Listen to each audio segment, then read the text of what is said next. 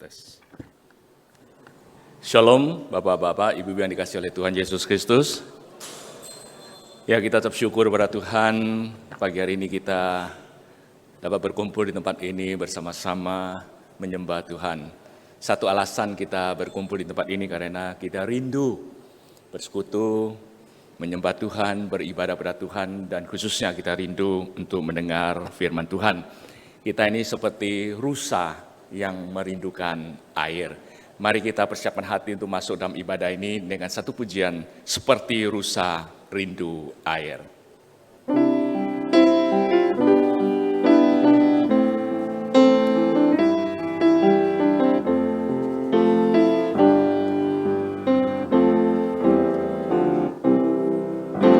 Seperti rusa rindu sungai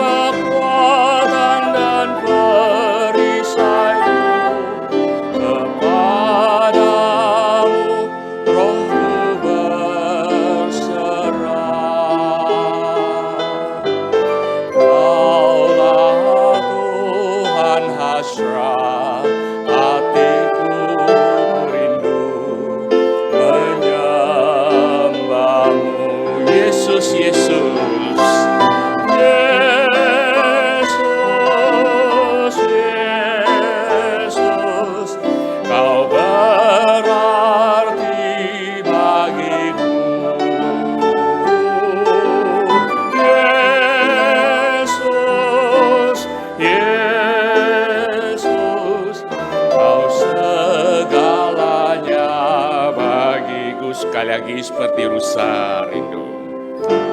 Seperti rusa rindu sungaimu, jiwaku rindu Engkau. Kaulah Tuhan hasrat hatiku rindu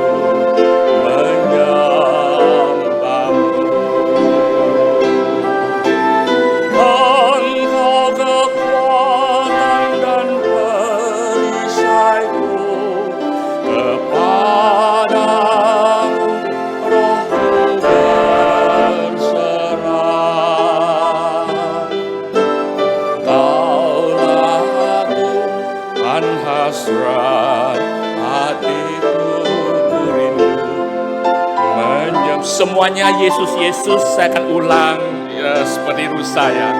Seperti rusa rindu sungaimu, jiwaku rindu Engkau.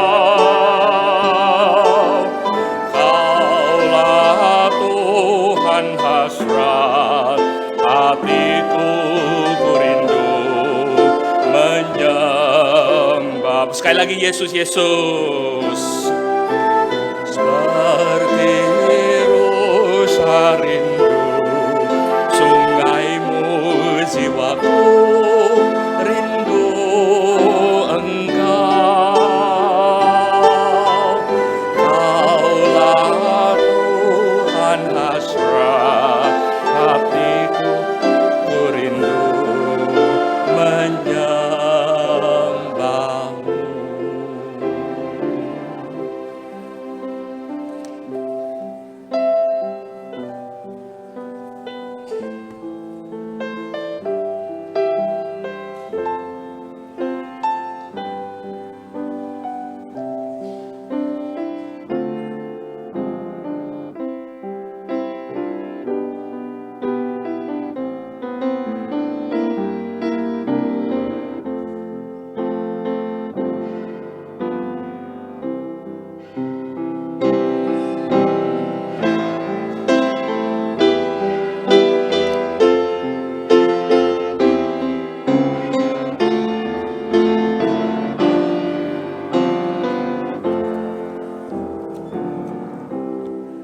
Shalom, selamat pagi Bapak-Bapak, Ibu yang dikasihi oleh Tuhan Yesus Kristus.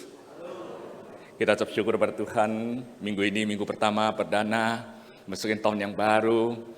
Ya, kita semuanya kumpul di rumah Tuhan bersama-sama beribadah kepada Tuhan.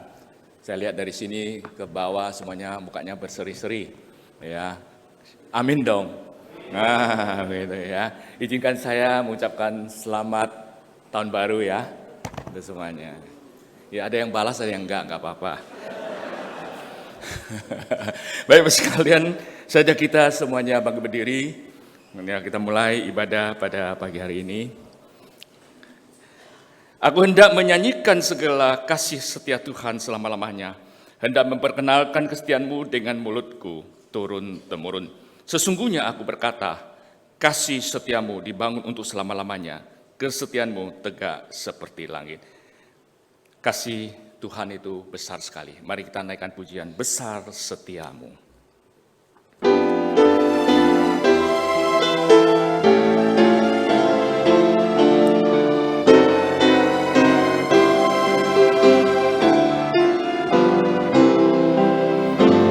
Besar setiamu, Allah Bapa-Ku, besarlah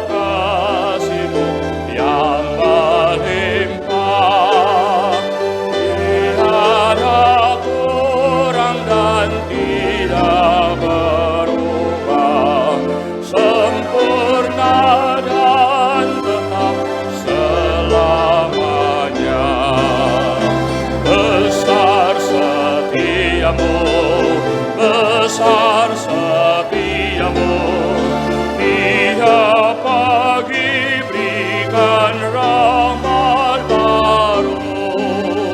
Segala yang ku perlu kau sediakan. Besar setiamu kepadaku.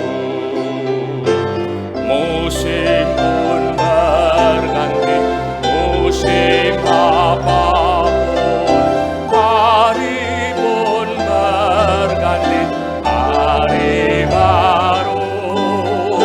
Alam semesta dan semua ciptaanmu menyaksikan kasih setiamu. Besar setiamu, besar setiamu, besar setiamu. Tiap pagi berikan rahmat baru. Segala yang ku perlu kau sediakan. Besar setiamu kepadaku. Musik.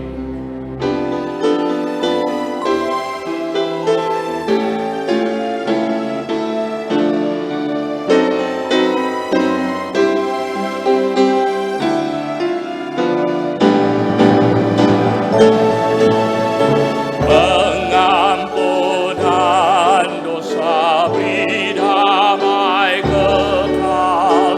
Kau menghibur dan kau menuntunku. Kekuatan dan pengharapan kelak.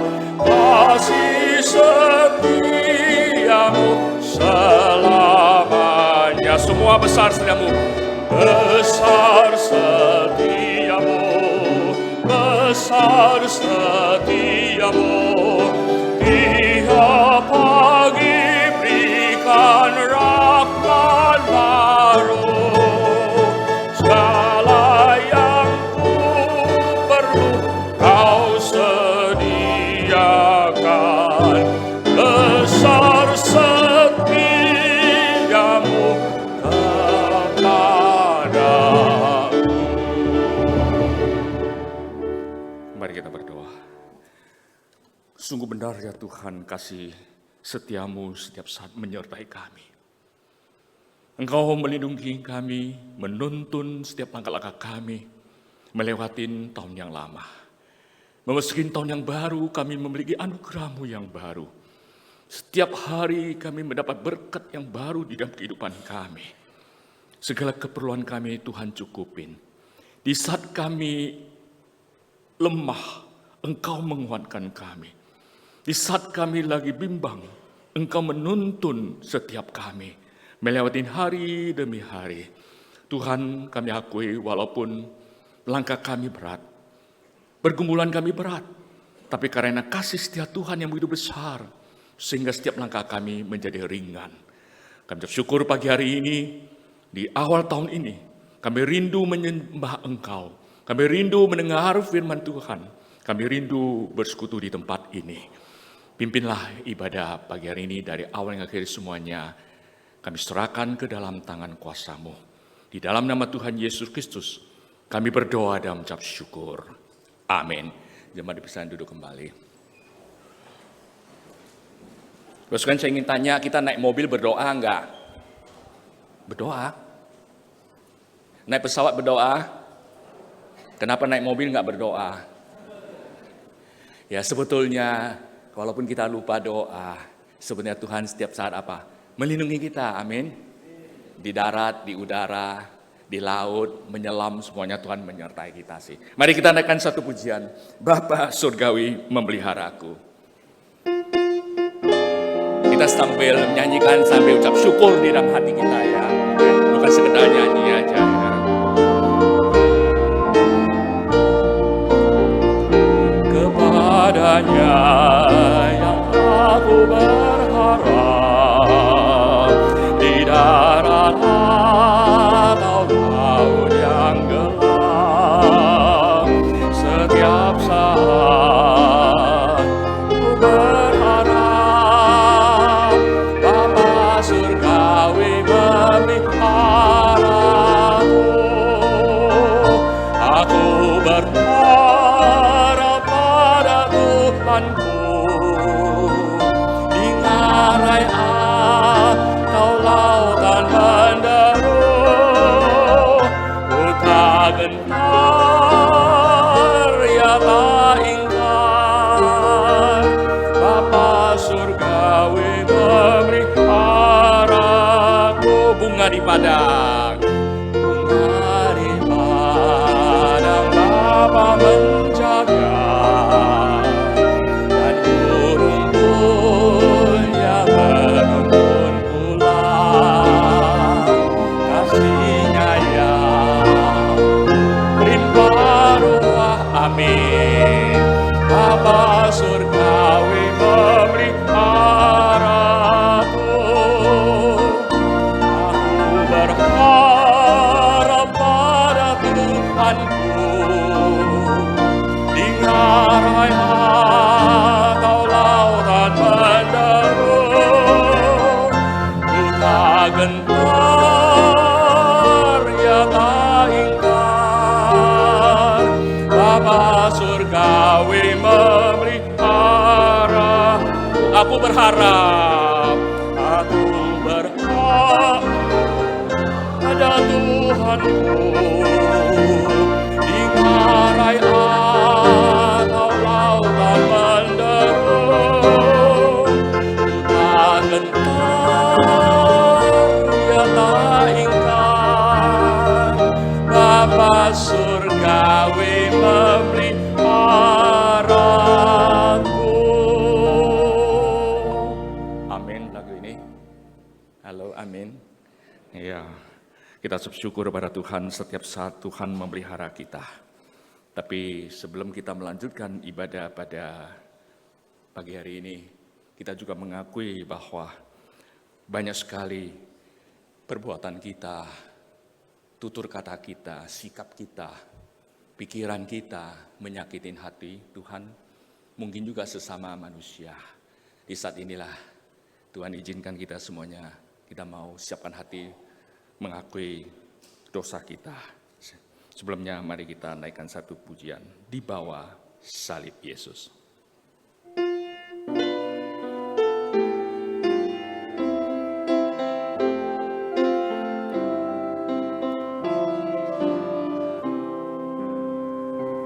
Di bawah salib Yesus, ku berdiri teguh di naungan batu karang, di padang nan gersang, tempat musafir berteduh dan dapat perhentian dari sengal matahari dan beban menekan. Musik, ya, mari kita bangkit berdiri.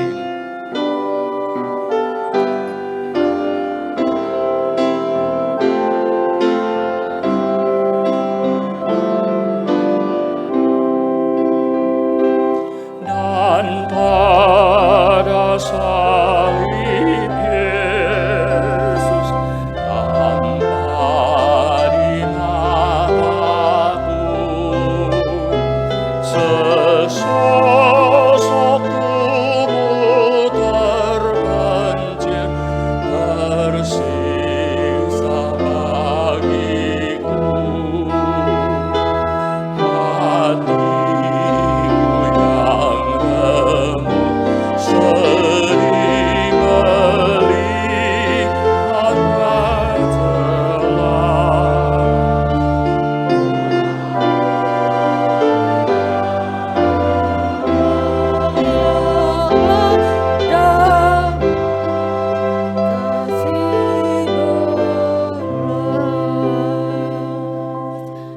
Mazmur 79 ayat yang ke-9. Tolonglah kami, ya Allah penyelamat kami. Demi kemuliaan nama-Mu, lepaskanlah kami dan ampunilah dosa kami oleh karena nama-Mu. Jemaat yang dikasihi oleh Tuhan Yesus Kristus, Sang Juru Selamat, Sang Penebus, menanti kita untuk menghapus bersih setiap dosa-dosa kita, asalkan kita mau mengakui akan semua pelanggaran dan kesalahan kita. Dengan iman kita akan menerima pengampunan daripada Tuhan dan Tuhan akan memulihkan kita. Marilah kita dengan kesungguhan hati, kita akan sekali lagi berada di bawah kaki salib Tuhan untuk menyadari, mengakui dan menanggalkan dosa kita.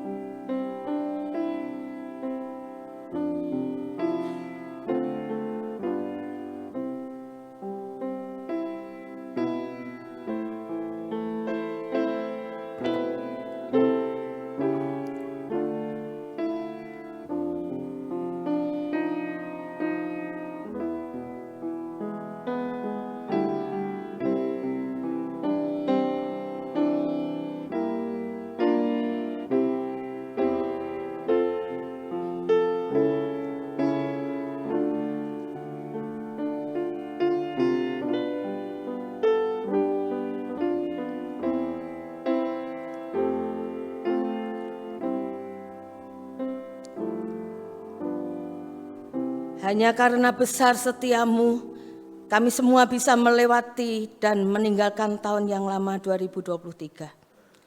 Dan karena besar kasih-Mu, kami boleh memasuki dan menapaki tahun yang baru 2024. Di minggu pertama, bulan pertama di tahun yang baru 2024. Sebelum melanjutkan ibadah ini, kami kembali datang di bawah kaki salib Yesus untuk mengaku dosa-dosa kami. Di penghujung tahun ataupun di awal tahun, kami banyak membuat komitmen dan resolusi yang baru. Namun kami juga banyak mengalami kegagalan untuk mewujudkannya. Dalam melakukan tugas yang harus dikerjakan, kami cenderung melihat besar atau kecilnya tugas itu.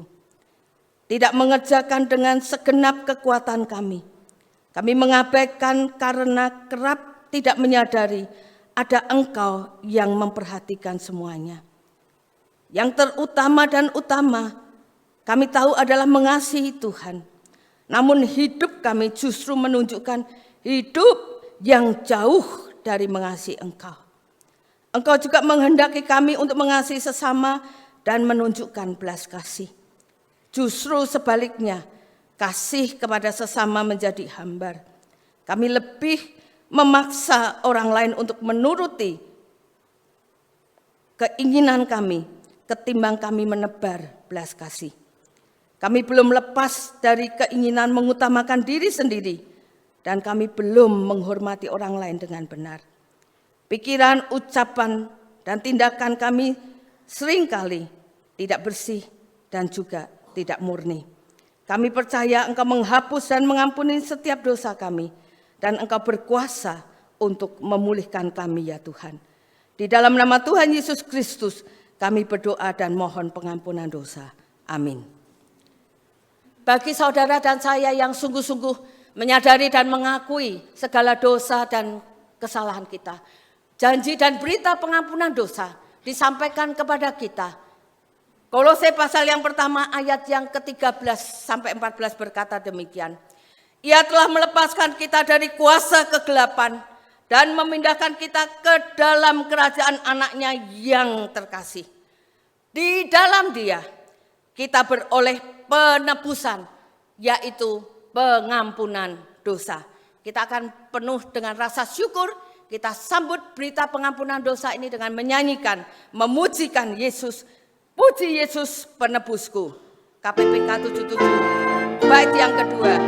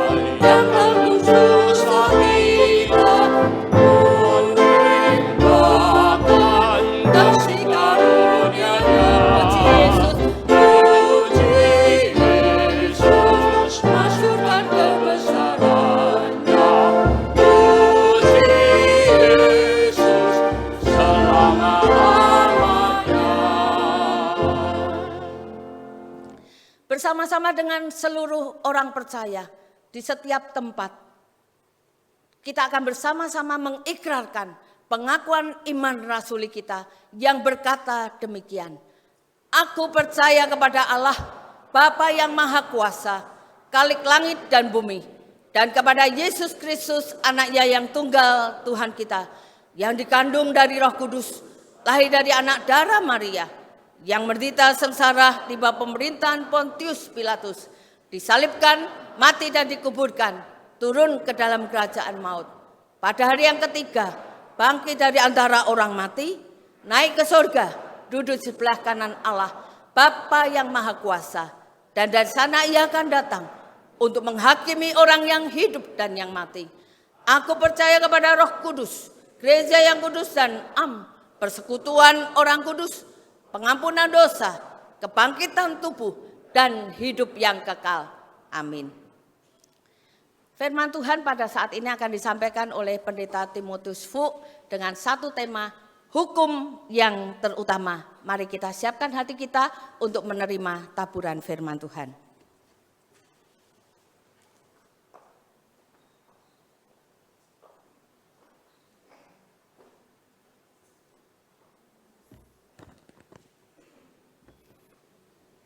Shalom saudara sekalian, sungguh bersyukur di hari Minggu pertama tahun yang baru ini kita boleh berkumpul bersama untuk beribadah kepada Tuhan.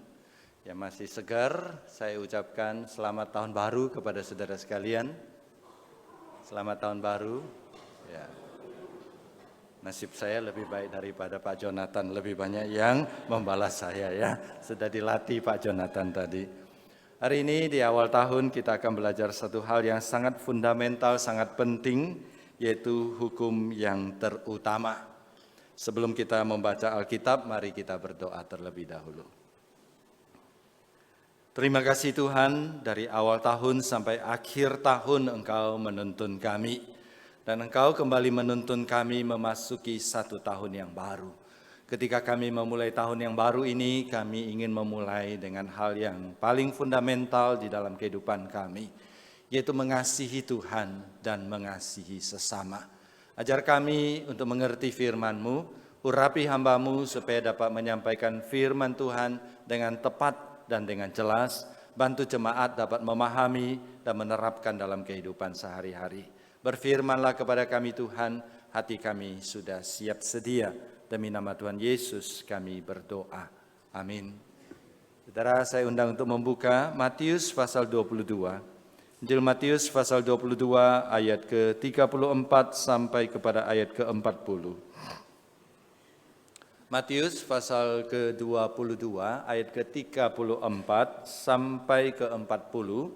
Kalau sudah mendapatkan, saya akan membacakan untuk saudara sekalian hukum yang terutama. Matius 22 ayat 34. Ketika orang-orang Farisi mendengar bahwa Yesus telah membuat orang-orang Saduki itu bungkam, berkumpulah mereka, dan seorang dari mereka, seorang ahli Taurat, bertanya untuk mencobai dia, "Guru, perintah manakah yang terutama dalam Taurat?"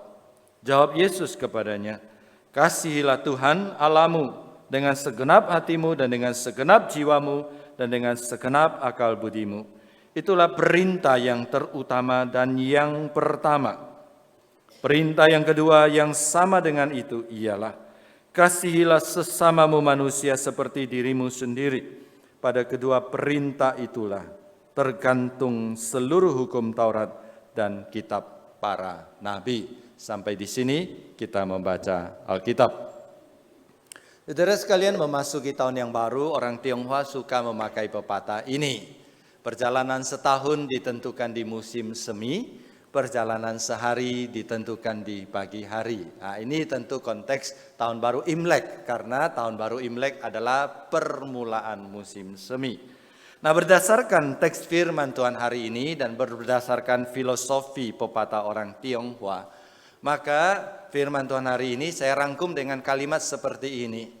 Makna perjalanan sepanjang hidup manusia ditentukan oleh kasih. Hidup saudara bermakna atau tidak bermakna, hidup saudara sia-sia atau bermakna, ditentukan oleh kasih. Saudara sekalian, makna hidup kita itu tidak ditentukan oleh berapa banyak yang kita miliki. Tidak ditentukan oleh berapa tinggi pencapaian kita, apakah kedudukan atau pendidikan. Tidak tergantung kepada berapa panjang hidup saudara di dalam dunia ini. Tapi tergantung apakah saudara sudah menerima dan menikmati kasih Tuhan. Dan tergantung apakah saudara sudah memenuhi hidup saudara, hati saudara, antero keberadaan saudara dengan kasih yang mengalir dari surga. Dan dengan kasih itu saudara membalas mengasihi Tuhan.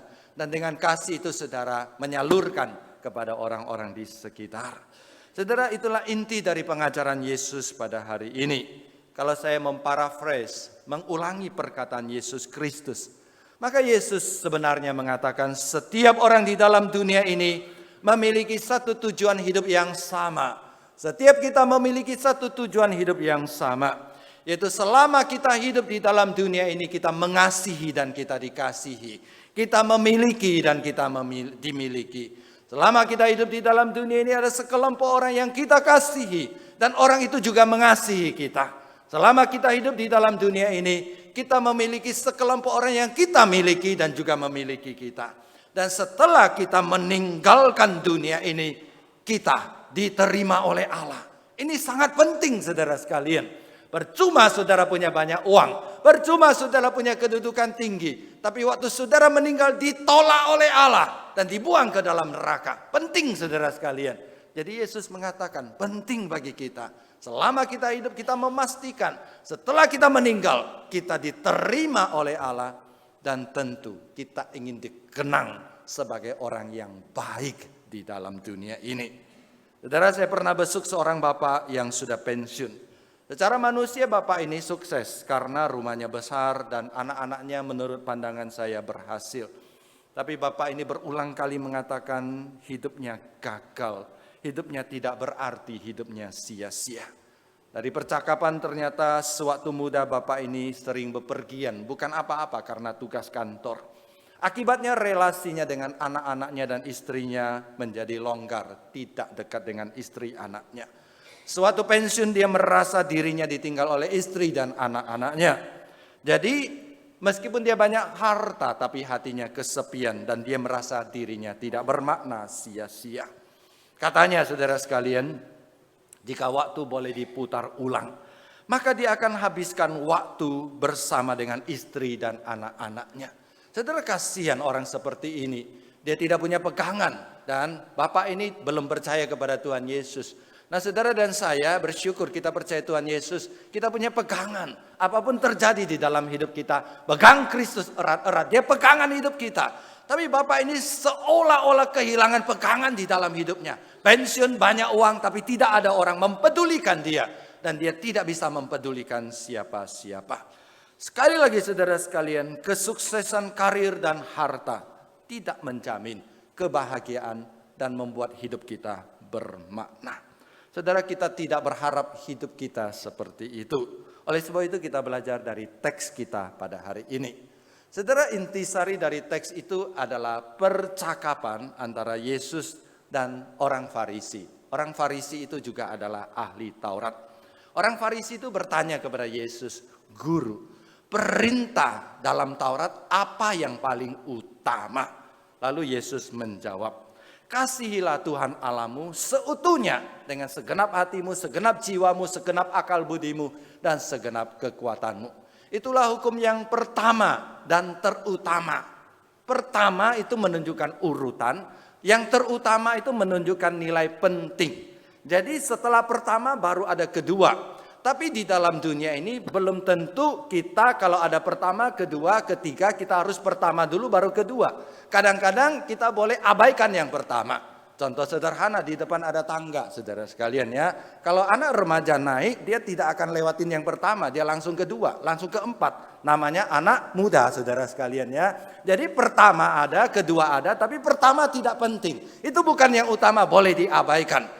Tapi saudara sekalian kalau saudara naik mobil, itu pertama, kedua, dan ketiga. Pertama harus buka pintu, kedua duduk, ketiga baru nyalakan mesin. Saudara nggak bisa abaikan yang pertama, di luar nyalakan mesin. Nggak bisa saudara sekalian. Jadi itu namanya pertama dan terutama. Jadi ketika Yesus mengatakan hukum yang pertama tidak hanya urutan, tapi terutama, tidak boleh tidak ada. Kamu harus mengasihi Tuhan terlebih dahulu, kamu baru memahami apa artinya memahami sesama. Dan itulah pengajaran Yesus yang kita pelajari pada hari ini. Dan itu menjadi sesuatu yang paling fundamental di dalam kehidupan kita. Dari teks saudara sekalian kita akan belajar dua hal. Yang pertama kita belajar bahwa apa yang tidak kelihatan di dalam hidup kita itu menentukan nilai dari apa yang kelihatan di dalam hidup kita. Sikap hati kita itu menentukan lebih penting daripada perilaku kita. Motivasi kita melakukan satu tindakan itu lebih penting daripada tindakan itu sendiri. Apa yang ada di dalam hati kita yang tidak kelihatan itu menentukan nilai dari tindakan kita. Dan itulah yang Yesus ajarkan kepada kita. Oleh sebab itu saudara sekalian, kita tidak hanya perlu memiliki tindakan yang betul, perilaku yang betul.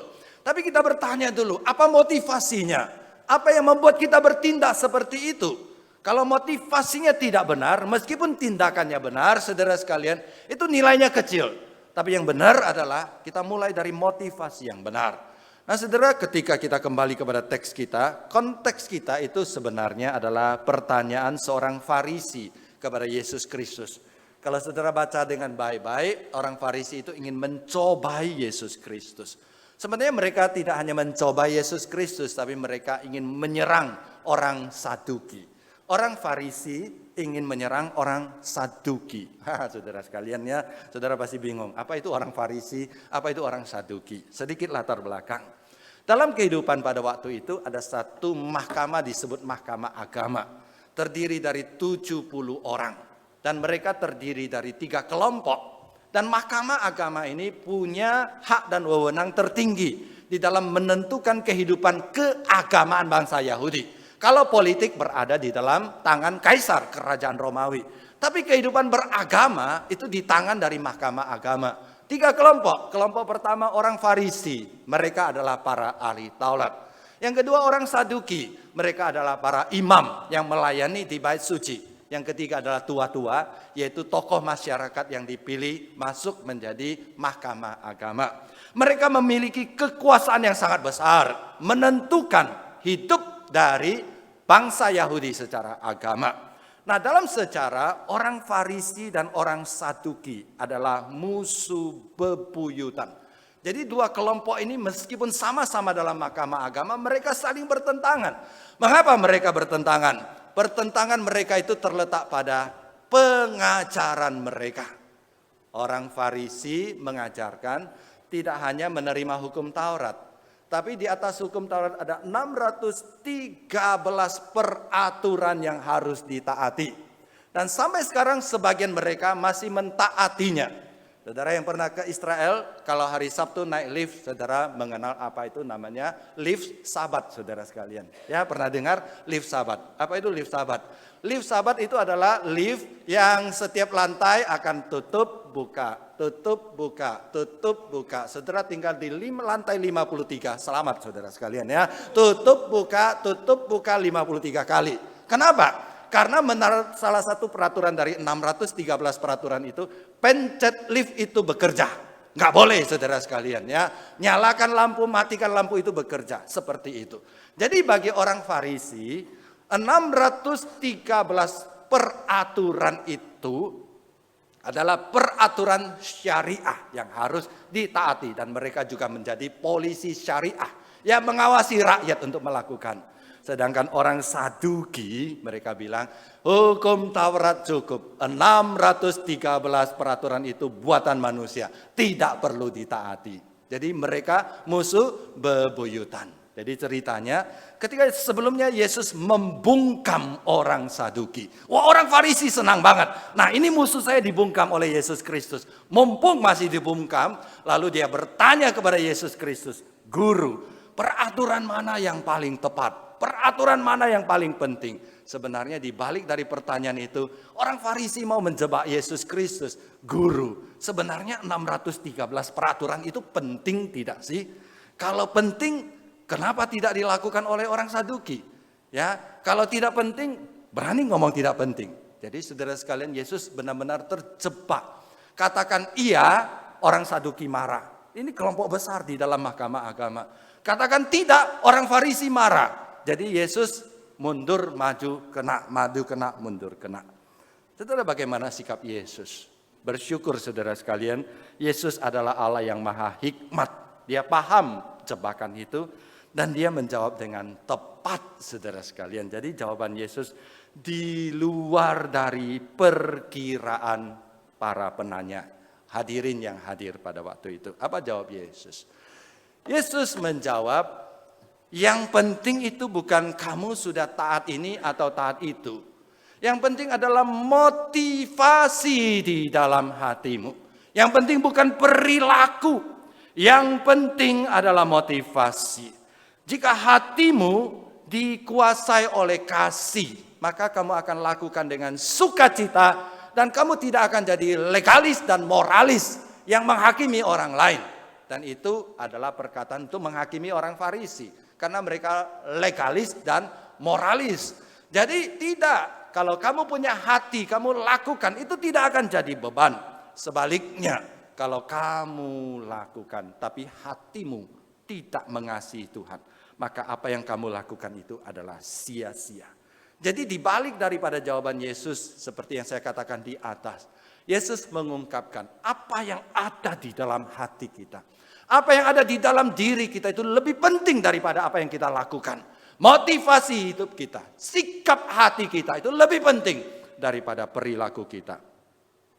Karena itu Yesus berkata, perintah yang pertama dan terutama, urutan dan nilai penting itu adalah mengasihi Allah. Mengasihi Allah tidak boleh tidak ada, dan setelah itu kita baru bisa mengasihi sesama. Saudara berbicara tentang kasih. Tentu dalam kehidupan sehari-hari kita juga mengalaminya. Kalau ada kasih, maka kita tidak merasa berat untuk melakukan sesuatu atau mentaati sesuatu. Kasih punya kuasa besar untuk mengubah dan menggerakkan orang. Nah, saudara, sebagian kita, saya percaya, pernah atau tahu ini. Ya, saya belum tahu dan belum pernah ke sana. Nah, banyak orang suka pergi menyaksikan dan melihat aurora yang katanya ada di kutub utara, saudara sekalian. Ya, untuk melihat aurora banyak orang rela membayar harga tiket puluhan juta, saudara sekalian. Oh, enggak mahal puluhan juta ya. Ya, terbang belasan jam, enggak jauh, saudara sekalian. Berada di daerah minus belasan derajat, enggak apa-apa, saudara sekalian. Kenapa, saudara sekalian? Karena ada kecintaan, ada gairah untuk melihat aurora. Padahal bisa dilihat di YouTube, saudara sekalian ya. Nah, ini cara menghibur saya yang tidak mampu pergi ke sana ya. Udahlah, saya tidak ke sana, saya lihat di YouTube saja, saudara sekalian. Tapi beda, saudara sekalian. Tidak mahal, tidak berat, dan tidak mencapaikan. Kenapa? Karena ada gairah di dalam hatinya. Jadi saudara sekalian, cinta, hati, gairah, motivasi, semangat itu membuat tindakan kita itu bernilai. Dan segala sesuatu menjadi tidak bermakna dan tidak memberatkan. Contoh lain, berbicara tentang kuasa kasih, kita selalu berbicara tentang kasih seorang bapa dan seorang ibu kepada anaknya. Ya, sebagian kita pernah jadi bapa dan pernah jadi ibu. Bagi bapa dan ibu, saudara sekalian, karena mencintai anaknya, kita tidak kenal kata lelah dan kita tidak kenal kata mahal. Bagi anak nggak ada kata lelah, bagi anak nggak ada kata mahal. Saya kenal seorang ibu muda. Waktu muda dia sangat jijik dengan kotoran. Maaf, kalau dia lagi makan, jangankan lihat, cerita kotoran aja dia bisa muntah. Tapi setelah dia punya anak, dia lagi makan. Maaf sekali lagi, anaknya BAB, saudara sekalian. Dia turun, dia pergi bersihkan. Kotorannya bagus hari ini katanya. Setelah dibersihkan, dia balik dan dia makan, saudara sekalian. Dan itulah kuasa cinta. Tapi cuma berlaku untuk kotoran anaknya, saudara sekalian ya. Jangan coba yang lain. Saudara, itu namanya kuasa cinta. Dan itulah yang ditekankan Yesus pada hari ini. Cinta kepada Allah, cinta kepada sesama. Itu yang penting di dalam hidup kita. Kalau ada cinta, semua peraturan jadi ringan. Kalau ada cinta, pengorbanan tidak hanya tidak menyakitkan, tapi itu menjadi sukacita dan kebanggaan di dalam hidup kita. Jadi kalau kita merefleksi, saudara sekalian, kalau saudara susah mengalahkan dosa, saudara sulit beribadah secara rutin, saudara sulit memberi persembahan, saudara sulit taat kepada perintah Tuhan, saudara sulit baca Alkitab, sulit berdoa secara pribadi, itu indikasi hati saudara masih kurang mencintai Tuhan. Dan itu menjadi masalah di dalam hidup kita. Dan biasanya kalau hati tidak sungguh-sungguh mencintai Tuhan, pasti berimbas kepada yang kedua, yaitu mengasihi sesama. Jadi kalau kita ingin sungguh-sungguh mengasihi sesama, yang pertama hati kita mencintai Tuhan. Oleh sebab itu, saudara sekalian, firman Tuhan hari ini mengingatkan kita. Kita tidak boleh tidak mengasihi Allah. Dan kita tidak boleh tidak mengasihi sesama. Karena kedua hal itu yang menentukan hidup kita itu bermakna atau sia-sia. Dan itulah intisari pengajaran Yesus. Sekali lagi, hidup kita tidak ditentukan berapa banyak, berapa lama, berapa tinggi, berapa panjang hidup kita di dalam dunia ini. Tapi nilai hidup kita terletak pada akhir hidup kita. Ketika dia berada di ujung hidup kita diterima oleh Tuhan. Karena kita mencintai Tuhan. Dan di ujung hidup kita dikenang sebagai orang yang baik dan orang yang mengasihi sesama. Pertanyaan berikutnya, saudara sekalian, kalau kita sudah tahu kita harus mengasihi Allah dan mengasihi sesama, bagaimana caranya kita mengasihi Allah dan sesama? Dan itulah isi pelajaran kedua kita pada hari ini. Yang kedua, saudara sekalian, dari teks kita belajar bagaimana bisa mengasihi Allah dan mengasihi sesama. Berdasarkan apa yang Yesus ajarkan, maka kita katakan kita mengasihi Allah dan sesama dengan bercermin kepada 10 hukum Taurat Tuhan. Di dalam perjanjian lama kita tahu Allah di Gunung Sinai memberikan 2 loh batu kepada Musa. Dan di dalam isinya ada 10 perintah Allah. Perintah pertama sampai keempat isinya dirangkum oleh Yesus Kristus. Kasihilah Tuhan Allahmu seutuhnya dengan segenap. Hukum kelima sampai 10, kasihilah sesamamu manusia seperti dirimu sendiri. Oleh sebab itu bagi kita orang percaya 10 hukum Taurat ini adalah cermin, adalah standar dari kasih kita kepada Tuhan, standar dari kasih kita kepada sesama. Dan sekaligus 10 hukum Taurat ini adalah cara bagaimana kita mengasihi Tuhan dan cara bagaimana kita mengasihi sesama. Dan kita perlu sering bercermin, refleksi kepada 10 hukum Taurat ini. Saudara berbicara tentang cermin dan refleksi, maka di dalam dunia ini kita kenal istilah kalibrasi. Kalibrasi itu adalah menguji ketepatan satu ukuran dari satu alat ukur dengan standar yang baku. Jadi perlu dikalibrasi. Ya, contoh. Dulu papa saya buka toko sembako. Tokonya kecil. Papa saya jual beras, jual gula, dan pakai timbangan yang biasa. Beberapa bulan sekali, saudara sekalian, ada orang dari, saya tidak tahu dari mana, datang mengkalibrasi timbangan papa saya. Kalau saudara mengerti gambar ini, maaf saudara sudah tua. Saudara tahu gambar ini apa? Nah, ini timbangannya, anak muda pasti nggak tahu ya. Dulu pakai timbangan ini saudara sekalian ya. Jadi berapa lama sekali orang datang mengkalibrasi. Tujuannya apa saudara sekalian? Supaya alat ukurnya tepat dan papa saya sebagai pedagang tidak menipu orang lain. Jadi bukan hanya di dunia dagang, dunia kedokteran juga kan. Saudara, kalau lab kesehatan maka alat ukurnya harus sering dikalibrasi, diukur. Kalau tidak hasil tes darah itu bisa bahaya, mencelakakan orang. Beberapa waktu yang lalu seorang cerita sama saya, mamanya tiba-tiba kalut.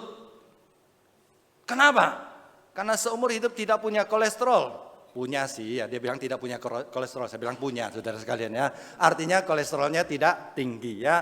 Ya, jadi kita orang Indonesia itu kadang-kadang bingung ya. Setelah ke dokter tiba-tiba saya baru tahu saya punya jantung saudara sekalian ya. Ya betul dia masa nggak punya jantung ya. Artinya dia sakit jantung saudara sekalian ya. Saya punya darah tinggi ya, kita punya tensi saudara sekalian. Papa mamanya itu selama ini kolesterolnya aman-aman saja. Tapi tiba-tiba kolesterolnya tinggi 300. Jadi mamanya panik. Ini nggak makan itu tidak berani makan langsung drop. Dan setelah dites ulang ternyata alat dari lab itu rusak. Tidak dikalibrasi. Kalibrasi itu penting. Jika alat ukur di dalam dunia, timbangan, alat kesehatan perlu dikalibrasi. Hati kita, kasih kita kepada Allah juga harus sering dikalibrasi. Harus dicerminkan, harus diperadabkan. Sandingkan dengan alat ukur yang tepat. Dan hari ini firman Tuhan mengatakan, alat kalibrasi kita adalah 10 hukum Taurat dari Tuhan. Dan itu yang diajarkan oleh Yesus. Oleh sebab itu di awal tahun ini saya mengajak saudara untuk mengkalibrasi hati kita. Sekali lagi dengan standar hukum Taurat. Meskipun apa yang saya sampaikan itu mungkin bersifat abstrak dan relatif. Tapi poin-poin yang nanti saya sampaikan itu bisa menolong kita untuk minimal secara lebih objektif mengukur kondisi hati kita dan kasih kita kepada Tuhan. Sehingga kita bisa memiliki relasi yang lebih baik dengan Allah dan sesama. Mari kita coba mengkalibrasi hati kita. Kalibrasi pertama yaitu kasih kita kepada Allah. 4 hukum pertama, kasihilah Allah. Saudara, saya punya alat tensi, ya. Saya sering tensi dan alat saya itu ada 3 warna, hijau, kuning, dan merah. Nah, kadang-kadang saya di kuning, kadang-kadang saya di hijau. Nah, kalau saya sering di kuning, saya sudah mulai jaga, saudara sekalian ya. Kalau saya di merah terus, saya harus cari dokter. Ya, bersyukur saya belum pernah merah ya. Jadi masih kuning hijau, masih aman. Nah, saudara coba kalibrasi ini, saudara jawab sendiri. Nah, ini pertanyaan ini, saudara di kuning atau hijau atau merah. Dan kalau sering merah, saudara sekalian, artinya saudara dipertanyakan, saudara sungguh mencintai Allah atau tidak. Jadi jangan dari mulut saja kita mengatakan aku mencintai Allah. Ini alat kalibrasi kita. Jangan ada padamu ilah lain di hadapanku. Saudara, pertanyaannya, apakah saya secara mendalam masih rindu kepada Allah? Jadi apakah Allah masih utama di dalam hati saya? Jadi cinta kita kepada Tuhan itu seperti cinta kepada pasangan hidup kita. Saudara yang sudah lama menikah tapi satu hari ditinggal oleh istri. Adakah saudara rindu kepada istri saudara? Atau lebih gampang saudara sekalian, kita punya anak dan anak kita itu sudah dewasa lalu tinggalkan kita. Adakah kita merasa rindu kepada anak itu? Gak usah tanya anak rindu kepada orang tua ya, itu cerita lain. Tapi biasanya orang tua rindu kepada anak. Dan adakah kerinduan itu di dalam hati kita kepada Tuhan? Atau tidak sama sekali? Yang kedua, jangan menyembah patung berhala apapun juga. Mungkin saudara tidak menyembah patung, tidak menyembah ukiran apapun juga. Tapi jujur, apakah di dalam hati kita ada sesuatu yang menghalangi relasi kita dengan Tuhan, yang rela kita tukar dengan iman kita? Mungkin itu harta, mungkin itu dosa, mungkin itu kenikmatan. Dan dalam kehidupan modern saat ini saya berpikir banyak di antara kita berhala kita adalah gadget kita. Karena gadget kita sudah merebut waktu kita begitu banyak. Merebut perhatian kita begitu banyak sehingga kita kurang waktu untuk mencintai Tuhan dan mencintai sesama. Kalibrasi. Yang ketiga saudara sekalian, jangan menyebut nama Tuhan Allah dengan sembarangan. Jangan mempermalukan nama Tuhan. Adakah saya peduli? Hidup saya ini sebenarnya menghormati Tuhan atau mempermalukan nama Tuhan. Apakah saya peduli? Hidup saya itu mempermalukan Tuhan atau menghormati Tuhan. Yang keempat, ingat dan kuduskan hari Sabat. Apakah saya dengan gampang berkompromi untuk tidak ikut ibadah, untuk bolos ibadah? Saudara suka bolos ibadah, tapi saudara masih mengatakan, aku mencintai Tuhan, aku mencintai Tuhan. Tuhan bilang bohong. Tidak, kamu tidak mencintai Tuhan, karena kamu suka bolos ibadah. 4 hal ini yang menjadi standar bagi kita untuk mengukur apakah kita mencintai Tuhan atau tidak. Yang kedua, kalibrasi hati, mengasihi sesama. Hormatilah ayahmu dan ibumu. Saya perluas saudara sekalian. Berbicara tentang menghormati orang yang serumah dengan kita. Apakah kita peduli kepada anggota keluarga kita? Apakah kita peduli dengan kesehatan mereka? Peduli dengan kebutuhan mereka? Peduli dengan kerohanian mereka? Dan apakah kita berdoa untuk mereka? Yang kedua, jangan membunuh. Apakah kita masih dikuasai oleh dendam dan benci kepada orang-orang sekitar? Ingat, Yesus berkata membunuh tidak hanya tindakan membunuh, tapi ketika engkau membenci seseorang itu sudah akar membunuh, niat membunuh di dalam hati kita. Yang ketiga, jangan berzina. Apakah kita menjaga kehidupan kekudusan seksualitas kita baik secara pribadi maupun secara umum? Yang keempat, jangan mencuri. Apakah kita sering merugikan sesama? Merugikan waktu sesama, merugikan harta sesama, merugikan sesama secara moral. Saudara, itu mencuri saudara sekalian. Kalau kita mengasihi, kita tidak akan merugikan orang lain. Yang berikutnya, jangan berkata dusta. Apakah saya mampu mengendalikan tutur kata saya, lidah saya? Ya, tutur kata lidah sekarang ada tutur kata lidah virtual, termasuk sosmed. Apakah saudara saya masih memperhatikan ini? Dan apakah saya hidup puas dan bersyukur atas apa yang saya miliki? Dan tidak iri. Ya, tidak iri kalau tetangga saya dapat lebih baik. Tidak iri saudara sekalian. Rekan kerja saya dapat lebih baik. Tidak iri saudara sekalian. Tidak mengingini. Saudara, itu cara kita mengetahui, mengukur hati kita. Apakah saya mengasihi sesama atau tidak? Biarlah di awal tahun ini kita banyak merenungkan hal ini. Dan saya percaya saudara sekalian, kemungkinan ya banyak di antara kita berada di warna kuning. Kalau saudara berkata saya hijau semua, bersyukur kepada Tuhan ya. Saudara keturunan dewa, setengah dewa saudara sekalian ya. Kemungkinan besar kita kuning atau kemungkinan besar kita banyak merah di dalamnya. Tapi itulah fungsi daripada firman Tuhan. Dan itulah fungsi kita berkumpul bersama pada hari ini. Kita ingin saling mengingatkan bahwa ketika kita memulai tahun pertama, kita menjadikan kasih sebagai fondasi kehidupan kita. Kasih kepada Allah dan kasih kepada sesama. Karena Alkitab mengatakan itulah yang menentukan hidup kita bermakna atau sia-sia. Terakhir saudara sekalian, ketika saudara menemukan hal ini, mungkin saudara merasa saudara jauh dari sempurna. Oleh sebab itu kita perlu hidup dalam kasih dan anugerah Tuhan. Kalau kita mengandalkan diri kita sendiri untuk mengasihi Allah, kalau kita mengandalkan diri sendiri untuk mengasihi sesama, saya jamin dan saya percaya kita pasti gagal. Karena itu ketika hari ini, ketika kita mengukur kasih kita kepada Tuhan masih jauh, kasih kita kepada sesama masih jauh, dan kesadaran akan ketidakmampuan kita dan kelemahan kita mendorong kita untuk lebih dekat mengandalkan kasih Kristus. Hidup di dalam kasih Kristus, hidup di dalam anugerah Kristus, dan dengan kasih dan anugerah Kristus kita belajar untuk mengasihi Allah dan mengasihi sesama. Tuhan memberkati kita. Mari kita berdoa.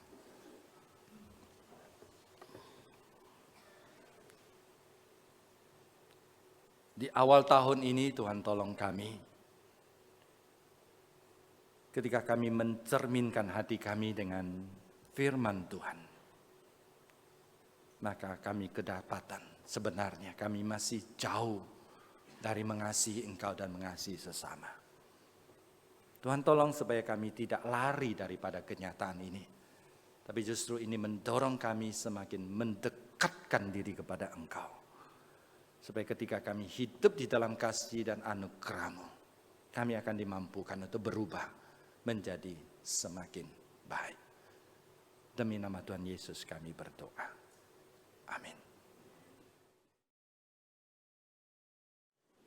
Kita ucap syukur pada Tuhan dan terima kasih kepada Pendeta Timotius Fu yang sudah menyampaikan kebenaran firman Tuhan. Mengawali tahun ini kita diingatkan sebuah tema yang sangat penting, yaitu bicara tentang kasih. Sungguh indah sekali biar firman Tuhan bukan sekedar kita mendengar, tapi kita bisa mengaplikasikan firman itu di dalam kehidupan kita sehari-hari. Salah satu wujud kasih kita kepada Tuhan yaitu melalui persembahan kita pada saat ini. Saya izinkan Bapak sekalian persembahan melalui QR Code atau melalui transfer dulu musik mainkan.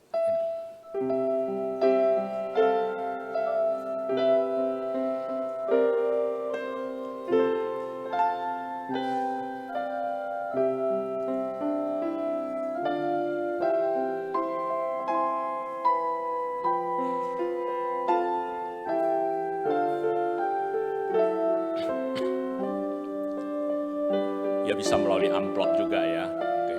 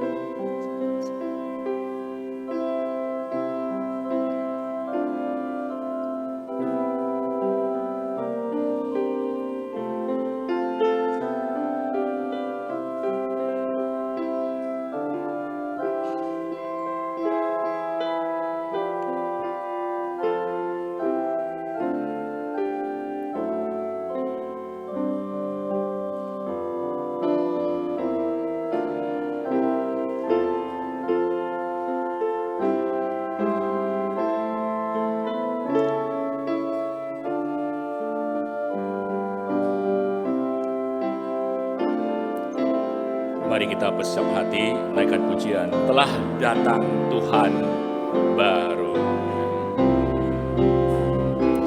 Telah datang tahun baru. Inilah doaku. Ya Bapa selamanya,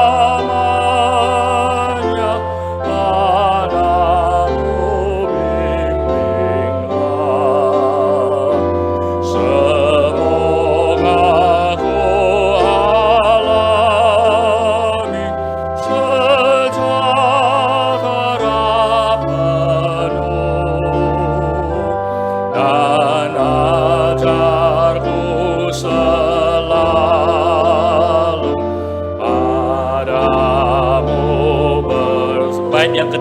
langsung ya.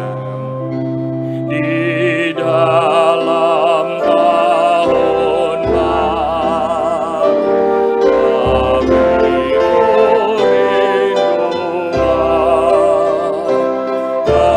melayani Kau Tuhan dan jadi saksi pada ulang tahun cintaku inilah di bumi dan di surga Kau Tuhan sertaku. Mari kita berdoa. Kami bersyukur ya Tuhan atas cinta kasih Tuhan di dalam setiap aspek kehidupan kami. Tuhan, kami rindu setiap saat firman-Mu mengkalibrasikan hati kami kepada Tuhan. Mengkalibrasikan hidup kami, ketaatan kami kepada Tuhan. Ampunin kami ya Tuhan, biar firman-Mu pada pagi hari ini sekali lagi dapat menguatkan kami, menolong kami, menghibur kami untuk jalan di dalam kehendak Tuhan.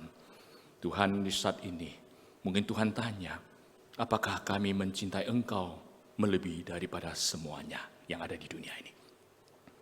Sebagai wujud kasih kami kepada Tuhan, kami memberikan persembahan yang terbaik untuk Tuhan. Bukan sekedar material yang kami persembahkan, tapi kami rindu, kami mempersembahkan seluruh hidup kami kepada Tuhan. Berkatilah persembahan kami. Berkatilah setiap umat-Mu. Di dalam nama Tuhan Yesus Kristus kami berdoa dan mengucap syukur. Amin. Jemaat dipersilakan duduk kembali.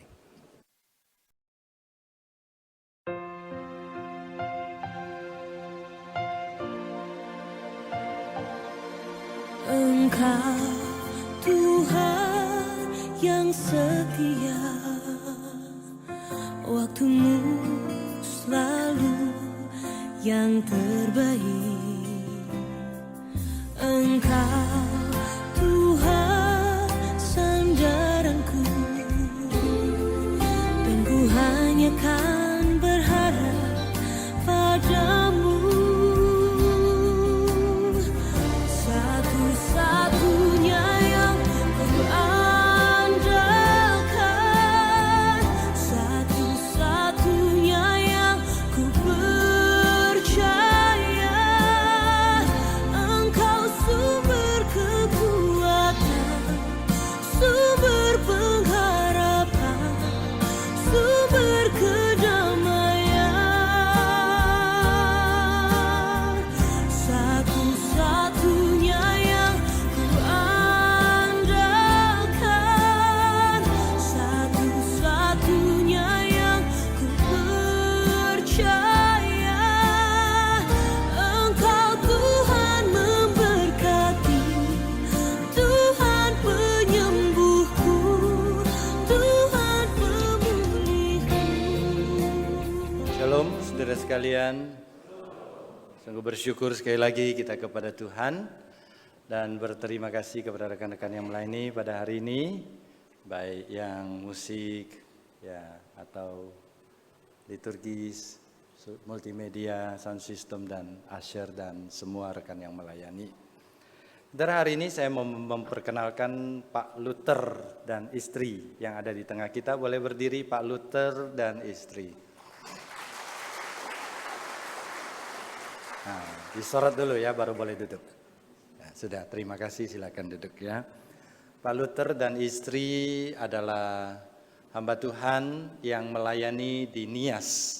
Mereka bertanggung jawab dalam bimbel di Sowu di Nias. Ada ratusan anak dididik setiap hari ya dalam minggu di sana untuk mengubah kehidupan di Nias. Pak Luther punya satu passion, punya satu semangat mau memutus lingkaran kemiskinan dan lingkaran keterpurukan orang Nias, yaitu dengan mendidik generasi muda. Ya, terima kasih Pak Luther dan istri. Kita beri apresiasi, aplaus ya.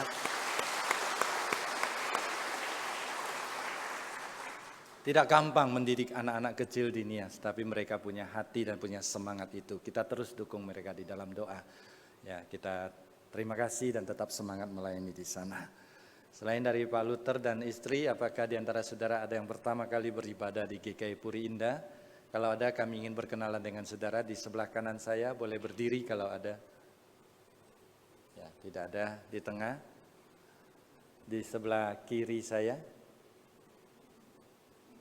Di balkon, apakah ada? Tidak ada. Kalau tidak ada, kita semua berdiri dan memberi salam kepada saudara ya. Masih fresh, boleh ucapkan selamat tahun baru ya. Jangan Natal lagi, Natal sudah lewat ya. Tahun baru saja. Terima kasih, silakan duduk kembali.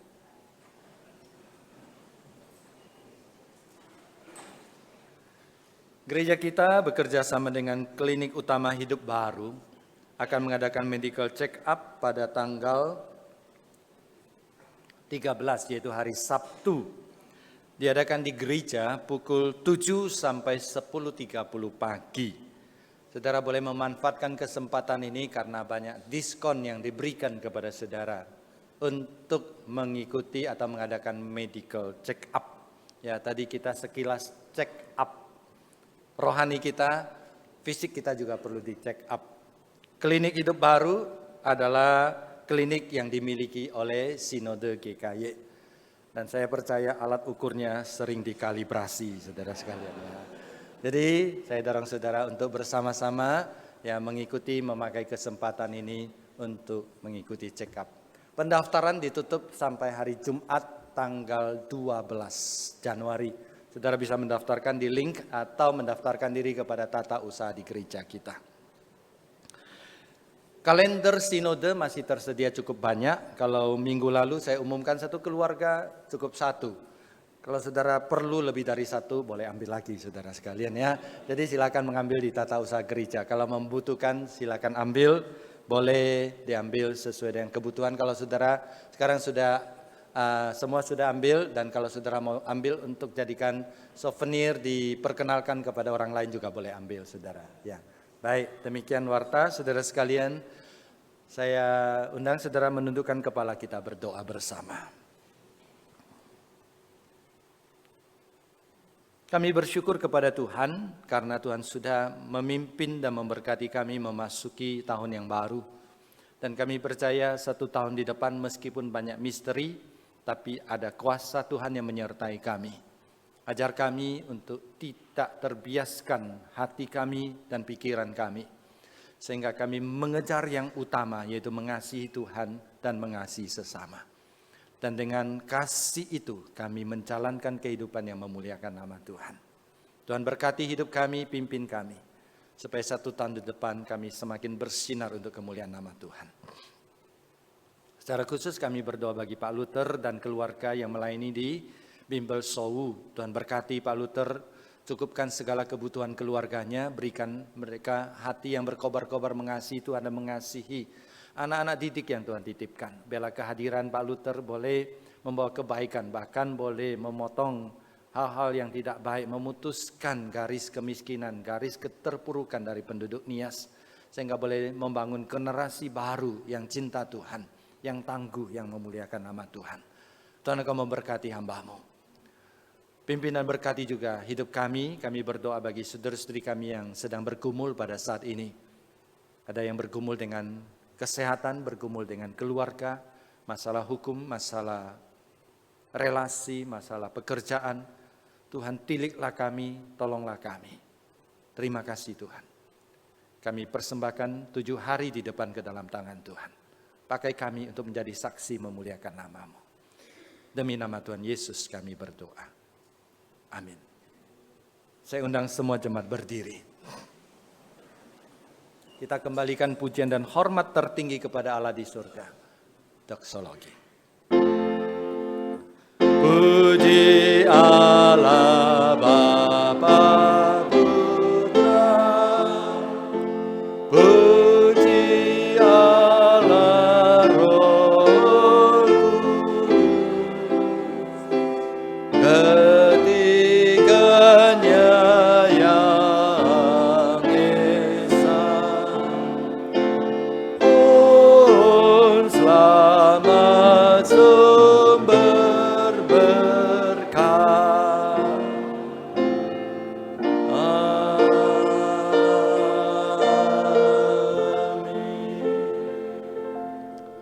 Saudara yang dikasihi Tuhan, datanglah ke hadirat Tuhan, bukalah hatimu, terimalah berkat dari Tuhan.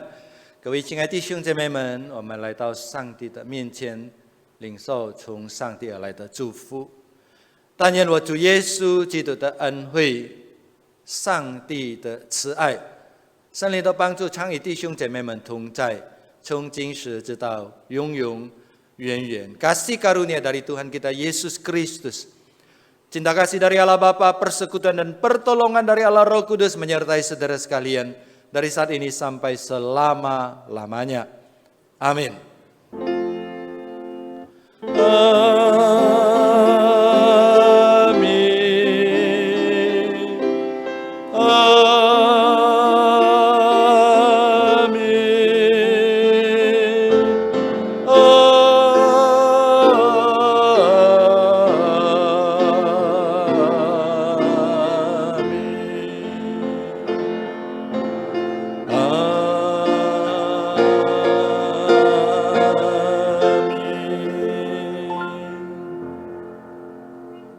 Silakan duduk. Saat teduh kebaktian kita selesai, Tuhan memberkati saudara.